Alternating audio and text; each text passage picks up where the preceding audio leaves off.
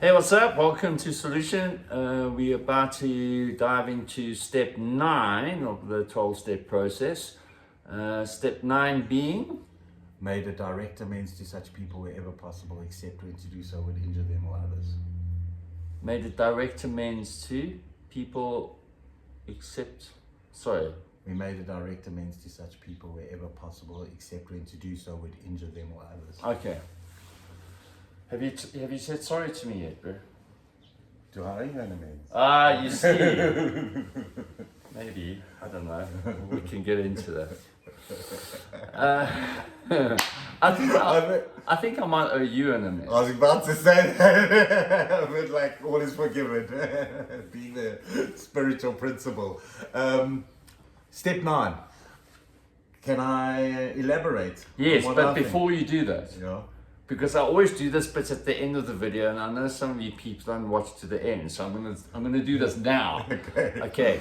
Please, if you have not yet already done so, hit the subscribe button. It really helps us just get some more traction with this project and just grow. It helps YouTube algorithms, etc., etc. So if you could do that for us, that would be awesome. Thank you. On that note, Yes.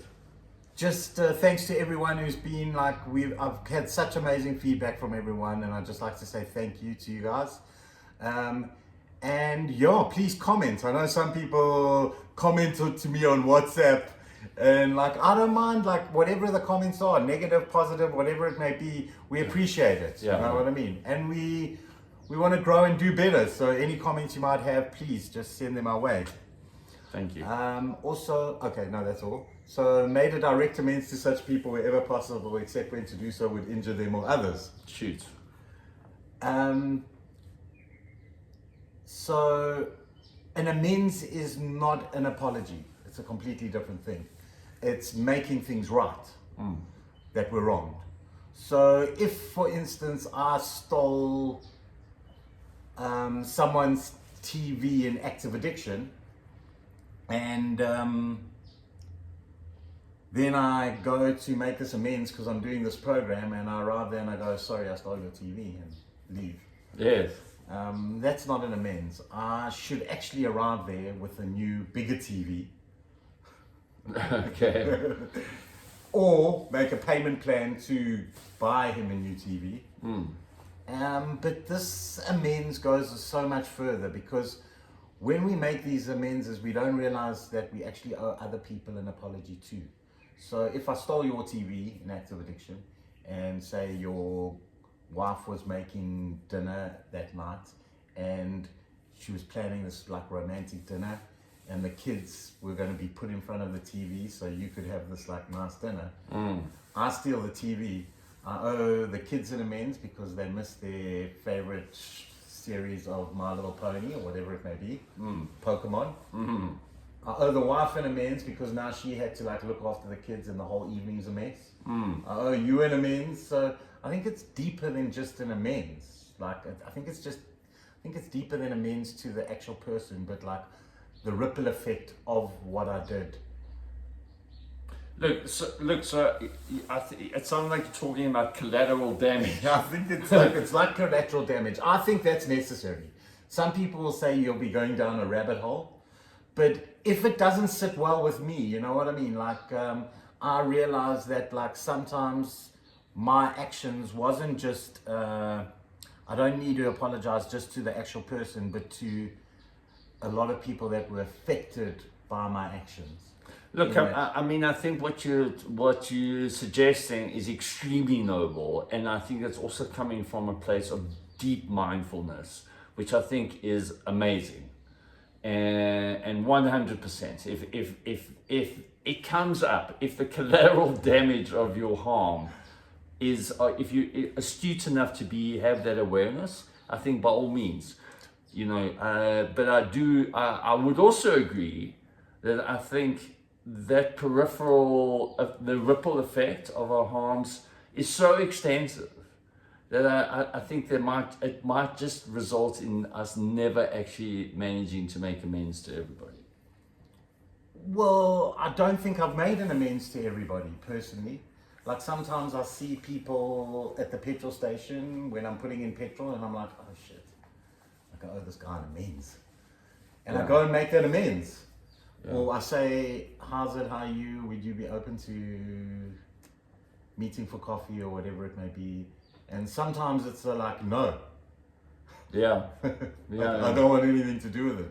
It's like there was a certain instance with someone, I don't want to mention names right now or go into too much detail, but I made an amends. I was 9 months clean when I was doing my first round of steps, and I tried to make an amends to someone I hurt really badly, and they told me they'd never speak to me in their lives again.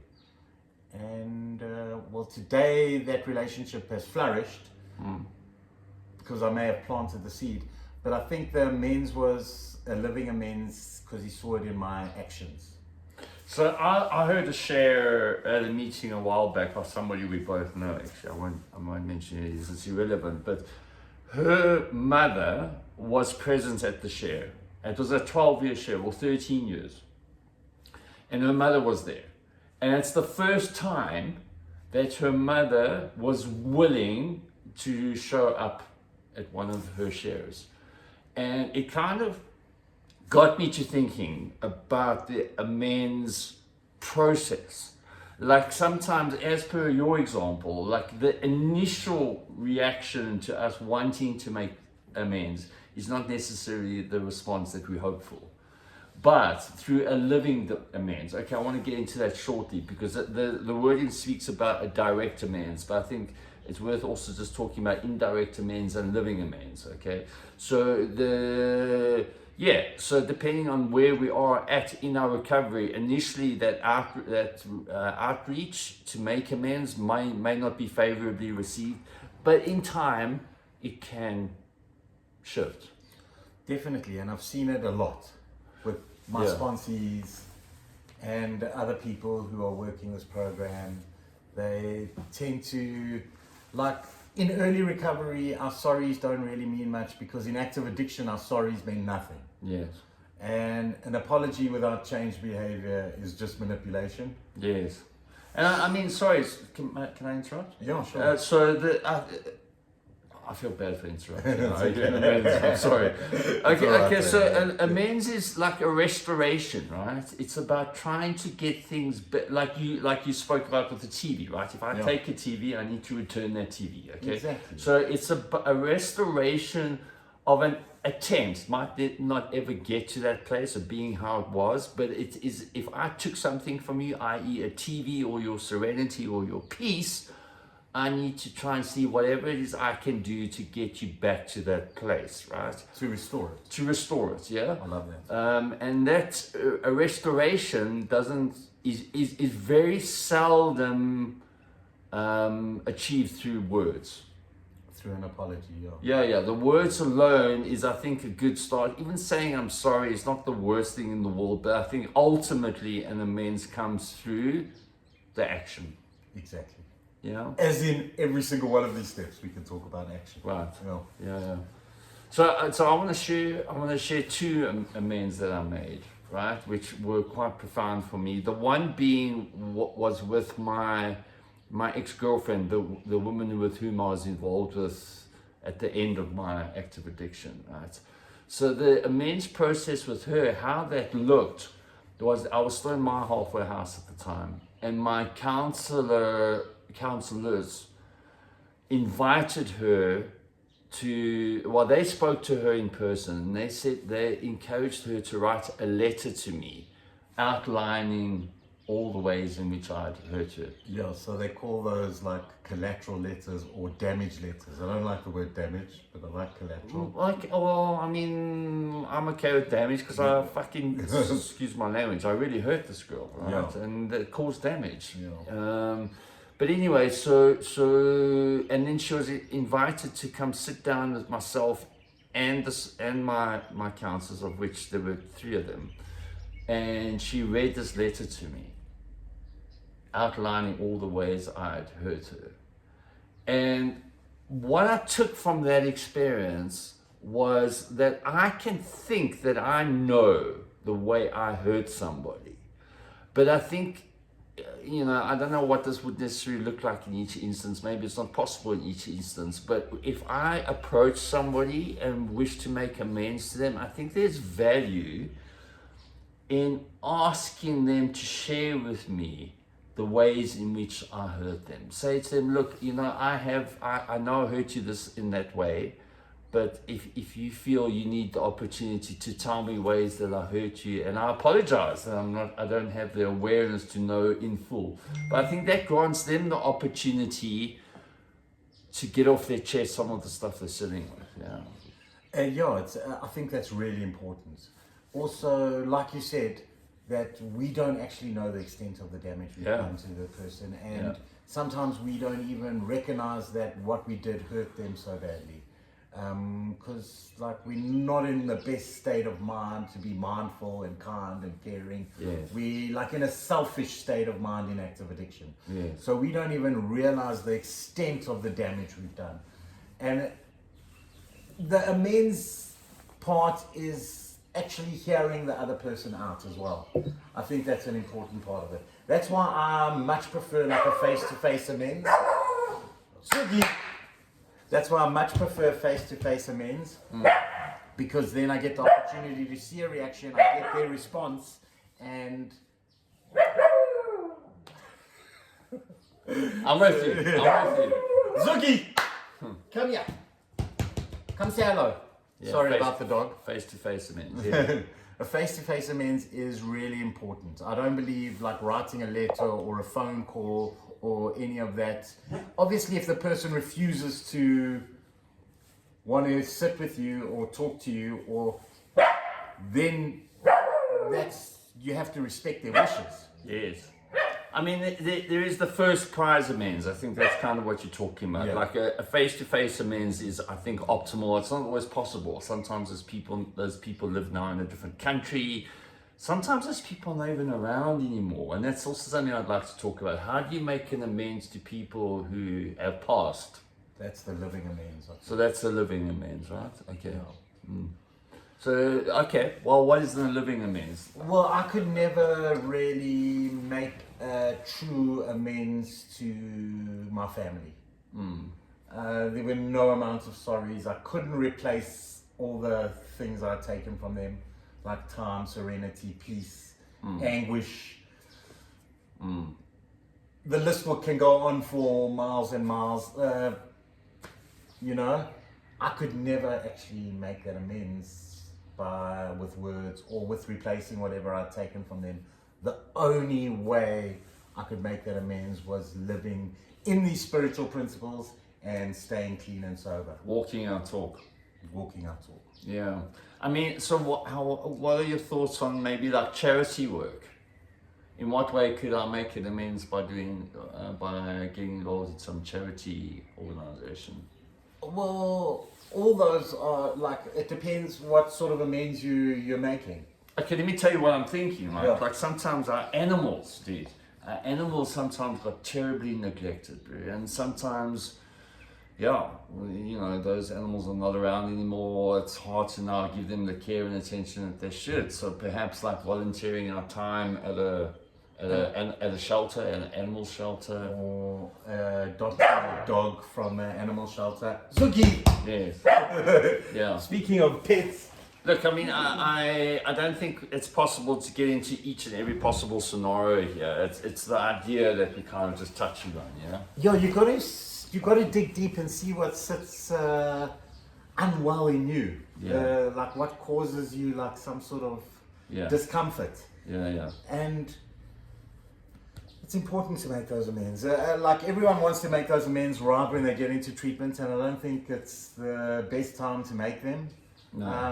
Because of what I said earlier. Like I see it so many times, people in treatment, the first phone call they get, they like phoning their loved one saying, I'm sorry, I'll never do this again. If you want to know what he means by what he said earlier, go watch STEP9 video. Oh, did I mention that? You did, yes. Oh, okay. Yeah.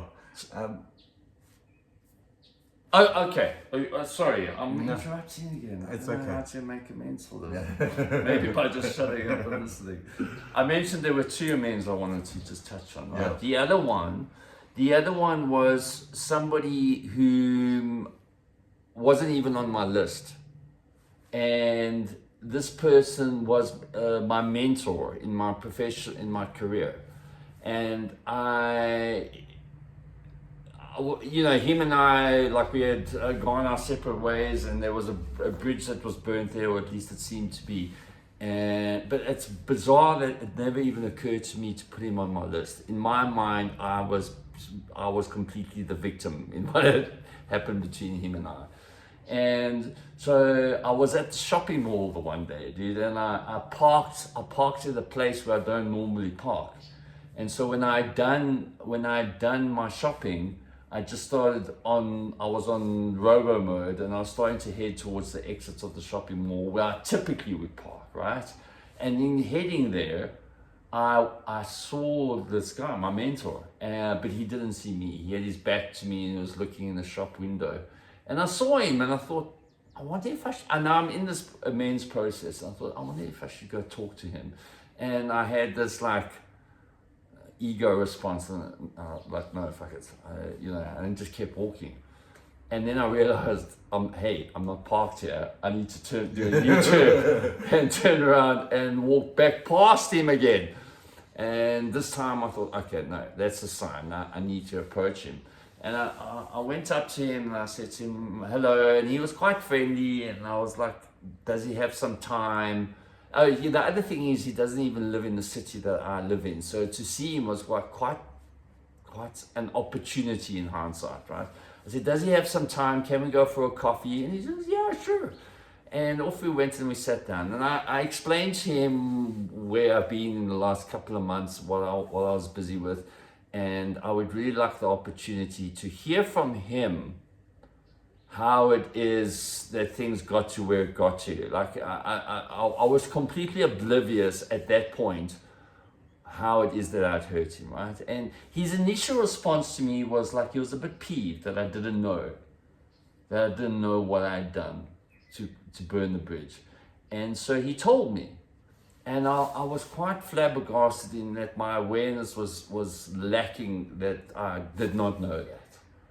But I thanked him. I said to him, thank you for sharing that with me. Thanks for being willing to share that with me. And in doing so, it has helped make me more aware and more mindful. And I'm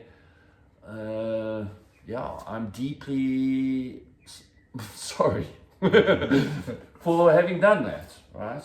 For sure.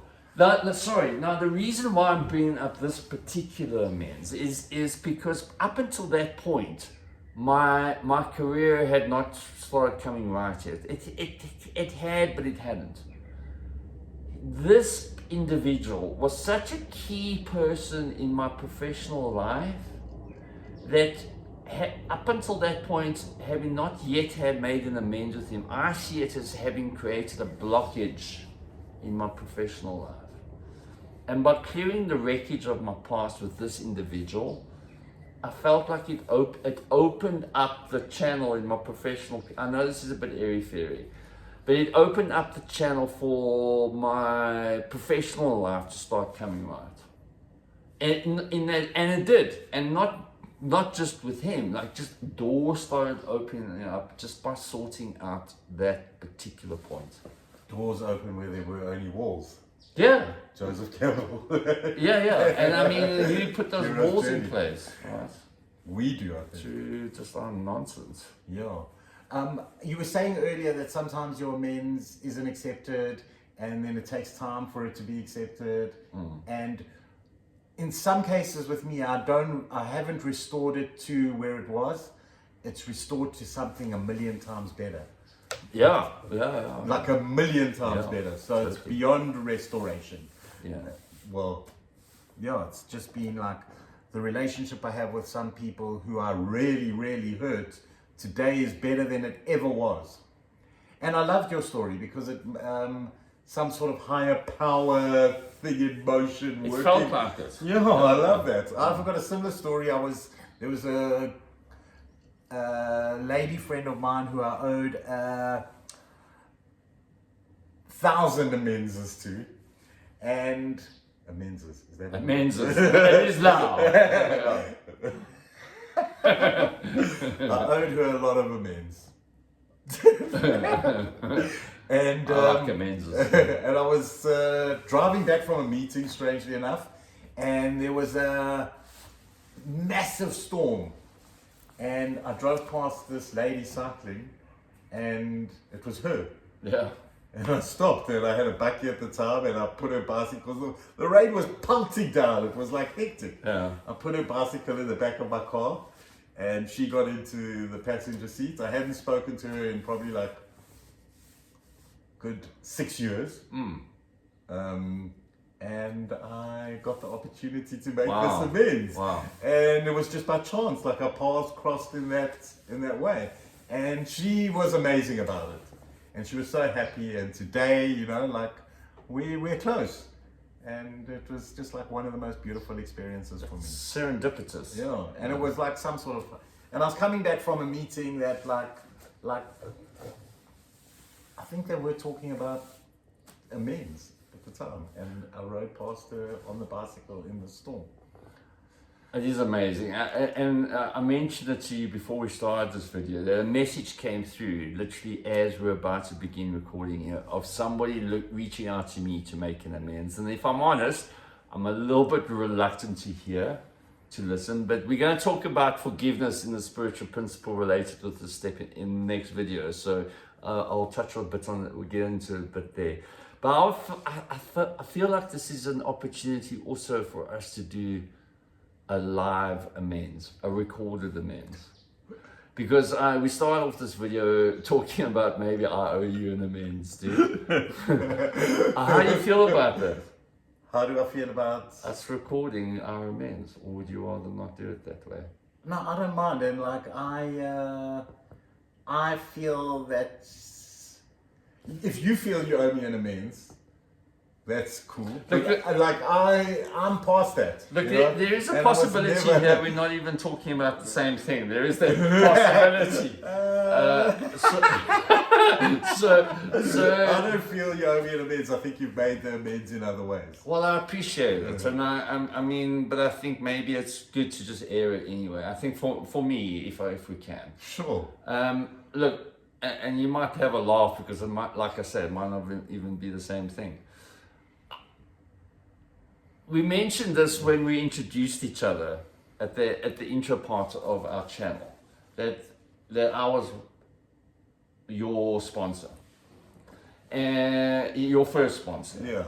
Am I on track? Yes.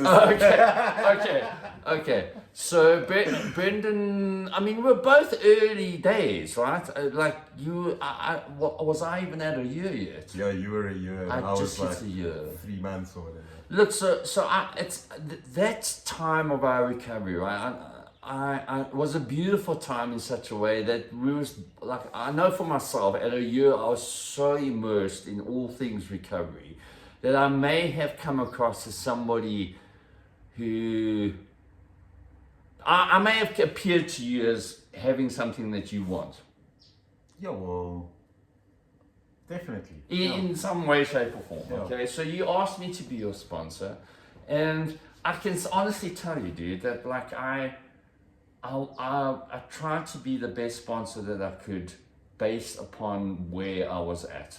And where I was at may have appeared to be something which is not necessarily the true extent of where I was at. Even for myself, dude, I was not aware of the things that I was not aware of. And so I think I kind of, what the amends here is about is me not being the sponsor to you that I feel like I would like to have been. And I dropped you.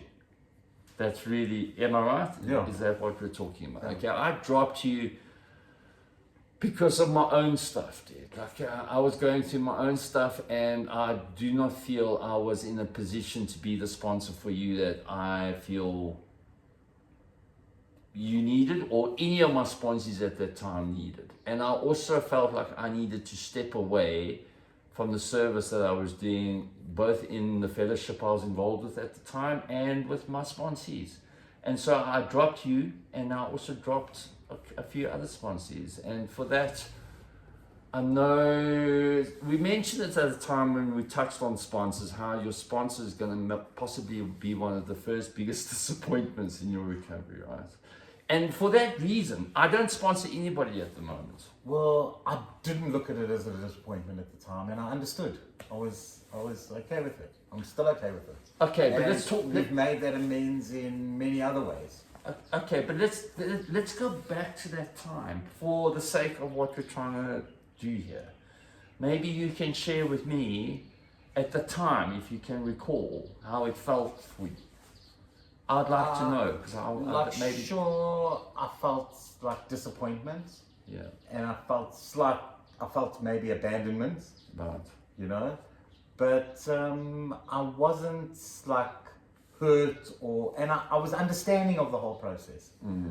You know, because I had been to enough meetings and been to enough that like I also realized that we're all just humans. Your sponsor is a human, you know, and they're going to make mistakes. And your first sponsee is like making an omelette. You're going to mess it up with. But no, I appreciate the amends. I didn't feel it was necessary because you've made a living amends to me. And also, at the time, I was understanding of it. I really was. look, I mean, if I'd relapsed though, bro, then... Listen, dude, I've had sponsors who have relapsed and died, bro. But not for what you've done wrong. I don't think so, but nonetheless, it's on them. It is on them, but I also feel it's hard, bro. It's difficult. It's hard because I think any sponsor. This is something we need to talk about when we talk about sponsorship. So maybe I'm not going to get into it now, actually, but it's hard. I don't sponsor anyone at the moment because I feel I'm not available to give them everything that they need. And that's fair. So look, I think you do so much service in other ways. So it's not about... Oh, thank you. Thanks for saying that. I do try. Yeah, no, you really do. And you've been extremely helpful through my whole process. Yeah. I mean, I think what I'm getting out of what we're saying here is that there are harms that were like overtly obvious, right? But then there are also harms that we inflict upon others through unconscious behavior and even just like complete inadvertent stuff. Like in our case, there was nothing personal. Yeah, and intentional. There was no malice. There was no malice in it, and yet nevertheless there was harm done. Yeah. And I think that's also important in this process, and that doesn't always happen like when we are doing the step initially. Sometimes it's stuff that only occurs to us. Like for me, I mentioned it to you the other day, I've done amends recently, which should have been people on my list right off the bat, but it's only occurred to me recently.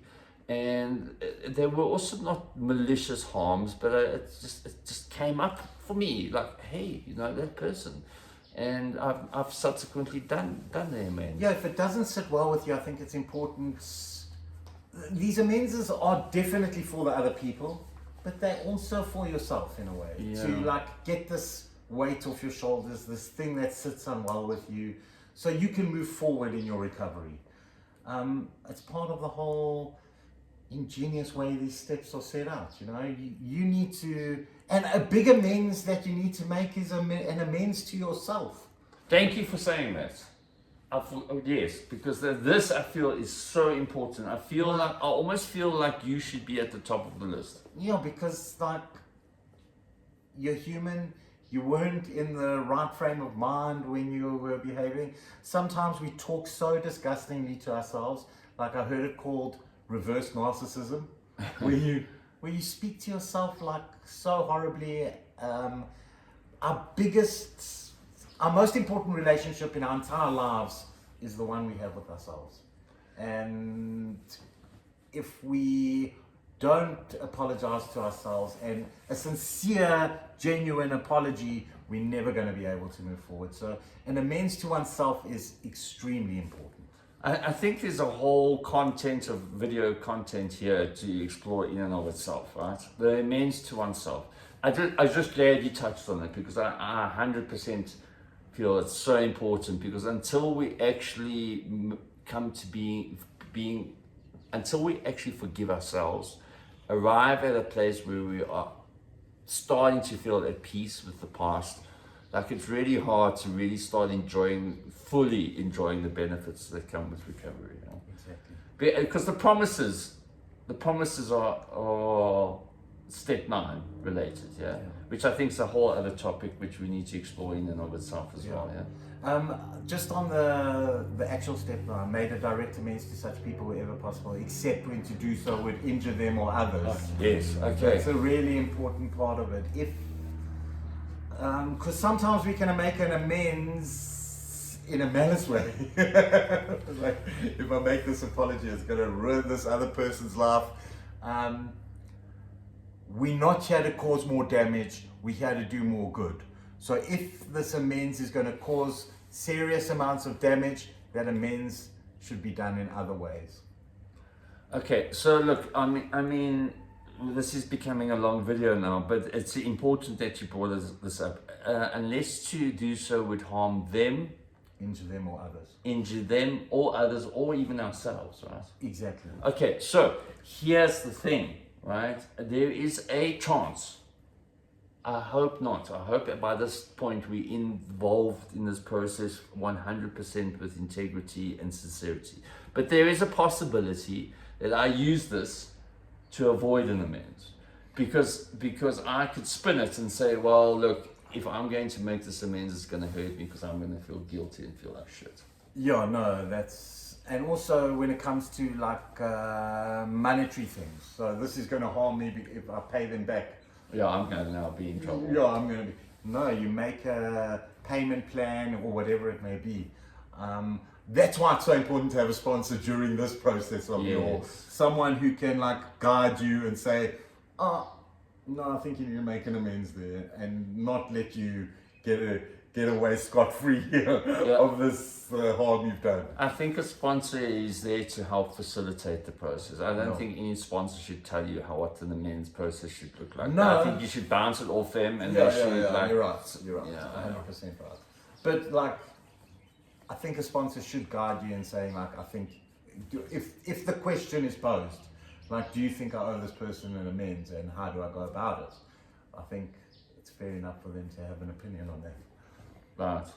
Okay. If the question's asked. Yeah. Yeah. I think there's a lot we could talk about here, actually, in terms of the harm that could be done. It's just good to be aware of that and get somebody else's input. I can use an example, and this didn't happen. I can just use an example. Yeah. So if I had slept with my best friend's wife in active addiction. Which friend? If I'd slept with my best friend's wife in active addiction, and now I want to go make this amends. So I have to go to my best friend. At the time, their marriage was a little bit unstable and whatever it may be. Which is neither here nor there. When I come to make this amends, neither here nor there. Their marriage is solid. Now I'm going to come make this amends and tell him that I slept with his wife, and this is going to cause so much harm in their marital relationship. It's going to destroy the kids involved, everything's involved. I don't think it's the right thing to go and make an amends like that. I think I can make that amends in other ways. Like how? Living an amends. Okay. I can... Don't do that shit again. Not to do that ever again. To be kind to him, to, be supportive of whatever he's going through, to be there for him, to be the actual friend that I'm supposed to be. It's a tough one, because I think there ought to be legitimately some shame, some remorse. I think that comes a lot of it. Yeah. And that you would also owe yourself an amends for your behavior at that point. Right. Okay. I think it's the process, but I don't think it would be the right thing to do to destroy this whole marriage because I need to make this amends. Totally. Okay. Is that it? I think that's it. Thank you. Thank you. Thanks for accepting. Do we shake hands? Yeah. I don't think I've ever shaken your hand. Okay, awesome. So I'm going to prompt you again if you haven't already done so. Please hit the subscribe button. Give us a like. That stuff also helps the YouTube little gremlins, or not gremlins, angels. Thank you for watching. We're going to get into the spiritual principle in our next video, which is Forgiveness. forgiveness. Okay. Forgiveness. Wherever you are in the world, we hope you're having a blessed day. Peace.